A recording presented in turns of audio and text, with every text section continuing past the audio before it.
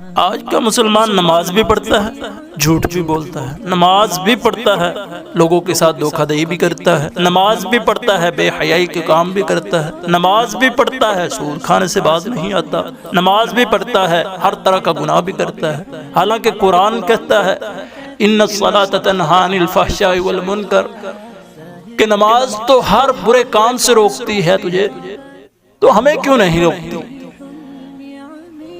تو فضیل بن عیاض رحمہ اللہ کے کمال کے الفاظ ہیں، سونے کے پانی سے لکھے جانے والے الفاظ ہیں۔ انہوں نے کیا کمال کہا ہے کہ ایک شخص زبان سے استغفر اللہ کہتا ہے مگر اس کا دل گناہ سے دور نہیں ہوتا، تو اس کے استغفر اللہ کہنے کو بھی استغفر اللہ کی ضرورت ہے۔